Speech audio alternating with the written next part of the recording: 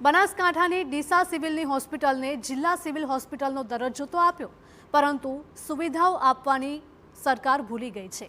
ડીસાની civil હોસ્પિટલને 1 વર્ષ પહેલા જિલ્લાની સિવિલ હોસ્પિટલનો દરજ્જો આપવામાં આવ્યો, પરંતુ આજે પણ આ સિવિલમાં હજુ સુધી sonography machine, MRI machine, CT scan machine સહિત અનેક સુવિધાઓનો અભાવ છે, જેના કારણે દર્દીઓને ખાનગી હોસ્પિટલમાં 3 થી 4 ગણો ચાર્જ ચૂકવીને રિપોર્ટ કરાવવા પડી રહ્યા છે। સામાન્ય રીતે દર્દીઓ ઓછા ખર્ચમાં યોગ્ય સારવાર માટે સરકારી હોસ્પિટલ આવતા હોય છે, પરંતુ મશીનરીનો અભાવ હોવાથી મુશ્કેલી વેઠવી પડે છે।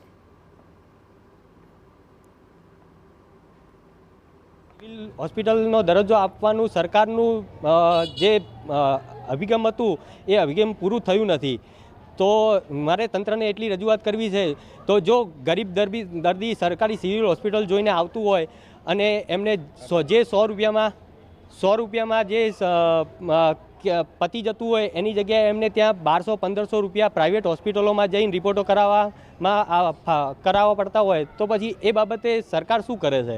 અહીંયા 108 હોય અથવા આખા જિલ્લાની અંદરથી અલગ અલગ જગ્યાથી લોકો જ્યારે અહીંયા ટ્રીટમેન્ટ કરવા આવતા હોય તો એમને અપેક્ષા શું હોય? નોર્મલ ટ્રીટમેન્ટ તો એમને ગામડામાં મળી રહેશે, ત્યાં PSC સેન્ટરો પણ છે, શરદી ખાંસી તો ત્યાં પતી જ જાય છે, પરંતુ એમને જે મોટી બીમારી છે, જેવું કે જેમને એમને જરૂરિયાત CT સ્કેનની છે, કંઈક સોનોગ્રાફીની છે, કોઈ MRIની જરૂર છે, અથવા તો કોઈ એવા રિપોર્ટ્સ છે કે જે રિપોર્ટ્સ સામાન્ય માણસને પોસાય એવા નથી, તો એ રિપોર્ટ્સ જે છે એ રિપોર્ટ્સ અને આ જે સોનોગ્રાફી મશીન જે રિપોર્ટ્સ આ બધા જે કરવાના છે એ તો અહીંયા અવેલેબલ નથી। એટલું જ નહીં, સિવિલમાં અપાતા દિવ્યાંગોના સર્ટિફિકેટ અન્ય જગ્યાએ માન્ય ગણાતા નથી, કારણ કે CDMOની પોસ્ટ પાલનપુર આપેલી છે અને જિલ્લાનો દરજ્જો ડીસા સિવિલને આપેલો છે, જેથી ડીસા સિવિલમાંથી દિવ્યાંગોના સર્ટિફિકેટ પર કરેલા સહી સિક્કા કોઈ જગ્યાએ માન્ય રખાતા નથી અને અહીં આવતા દર્દીઓને અમુકવાર પાલનપુર, મહેસાણા ખસેડવાની સ્થિતિ પણ ઊભી થાય છે। ત્યારે તાત્કાલિક સુવિધાઓ મળી રહે તેવી દર્દીઓની માંગ છે। આપણે જોઈએ છીએ કે એના માટે જે પણ ફેસિલિટી અવેલેબલ હોવી જોઈએ એ પણ ઘણી જગ્યાએ નથી। ધારો કે ડીસા નગરપાલિકાનું કેમ્પસ છે તો ત્યાં નથી એક્સેસ કરવા માટે, તો એવી ઘણી બધી બિલ્ડિંગ છે। તો જ્યારે તમે ડિપાર્ટમેન્ટલી સિવિલ હોસ્પિટલને તાલુકાનો કે જિલ્લાનો દરજ્જો આપતા હોય તો માત્ર કાગળી આપીને કોઈ મતલબ નથી, એને આનુષંગિક એને સેવાઓ પણ આપવી જોઈએ। તો મેડિકલ ઓફિસરની સિગ્નેચર પણ વેલિડ હોવી જોઈએ, જેથી દિવ્યાંગ લોકોને તકલીફ ના પડે।